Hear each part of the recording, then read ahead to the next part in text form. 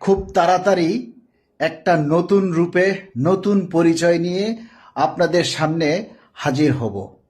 ইনশাআল্লাহ সবসময় সাধারণ কর্মচারীদের পক্ষে ছিলাম, আছি, থাকব।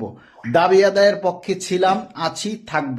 যতক্ষণ পর্যন্ত সরকারি কর্মচারীদের দাবি বাস্তবায়ন না হয় ততক্ষণ পর্যন্ত লড়ে যাব। তবে নতুন রূপে নতুন নামে আপনারা থাকবেন তো সাথে। 22 লক্ষ সরকারি কর্মচারী তাকিয়ে আছে মাননীয় প্রধান উপদেষ্টার দিকে। যতক্ষণ পর্যন্ত মাননীয় প্রধান উপদেষ্টা মহোদয় স্বয়ং নিজে না বলবেন ততক্ষণ পর্যন্ত আমরা হাল ছাড়ব না। নির্বাচনের আগের দিন পর্যন্ত আমরা গেজেট প্রকাশের জন্য অপেক্ষা করব এবং লড়ে যাব।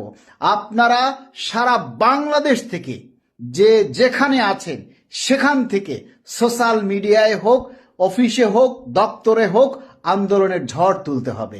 বিশেষ করে সোশ্যাল মিডিয়ায় অ্যাক্টিভিটিসটা আরো বেশি বাড়াতে হবে যাতে মাননীয় প্রধান উপদেষ্টার নজরে আসে। ধন্যবাদ সবাইকে।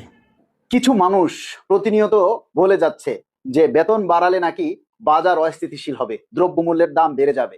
সেই সমস্ত 12 ভাতারিকে বলতে চাই, এই যে গত 10 বছরে সরকারি কর্মচারীদের 2টা পে স্কেল হওয়ার কথা ছিল, হয়নি, কর্মচারীদের বেতন বাড়েনি। তাহলে এই 10 বছরে যে 10 টাকার রিক্সা ভাড়া আজকে 50 থেকে 60 টাকা হলো, 70 টাকার তেলের দাম আজকে 200 টাকা হলো, 70 টাকার পোল্ট্রি মুরগির দাম আজকে 190 টাকা হলো, 25 টাকার চালের কেজি আজকে 80 টাকা হচ্ছে, 1200 টাকার গ্যাস সিলিন্ডার এই যে আজকে 2200, 2300, 2500, 2600 টাকা হচ্ছে।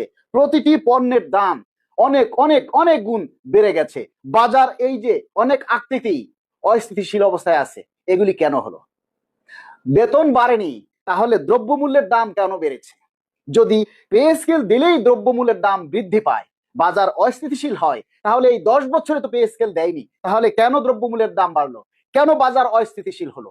আমরা দ্রব্যমূল্যের দাম 2015 সালে ফেরত চাই, তাহলে পে স্কেলের দরকার নেই। চালের কেজি 25 টাকা করে দিন, পোল্ট্রি মুরগির দাম 70 টাকা করে দিন, সয়াবিন তেলের দাম 70 টাকা করে দিন, তাহলে পে স্কেলের দরকার নাই, বেতন বৃদ্ধিরও দরকার নাই। রিক্সা ভাড়া 10 টাকায় নিয়ে আসুন। এই সমস্ত 12 ভাতারির কাজই হচ্ছে কিছু একটা বলা, বলতে না পারলেই পেটের মধ্যে চুলকায়, পেটের মধ্যে তাদের ভাত হজম হয় না। আরে ভাই, বলতে না পারলে, বুঝতে না পারলে বলবেন না। কথা বলতে গেলে আগে নিজেকে চিন্তা করবেন, নিজেকে বোঝাবেন কি বলছেন, কাকে বলছেন, কেন বলছেন, এগুলির উত্তর আপনার কাছে আছে কিনা। বেতন বাড়ালেই যে দ্রব্যমূল্যের দাম বাড়বে, এটা সম্পূর্ণ একটা ভুল কথা। কারণ যদি বেতন বাড়লে দাম বাড়ে, তাহলে বেতন না বাড়ালে কেন দাম বাড়লো? আমরা এর জবাব চাই প্রশাসনের কাছে। যদি প্রশাসনের কাছে এর জবাব না থাকে, তাহলে 31শে জানুয়ারির মধ্যে আমরা পে স্কেল চাই, কোনো কথা নাই। আর যদি 31শে জানুয়ারির মধ্যে যদি পে স্কেল না হয়, তাহলে রেল, বন্দর, গ্যাস যদি বন্ধ হয়ে যায়, তার জন্য প্রশাসন দায়ী থাকবে।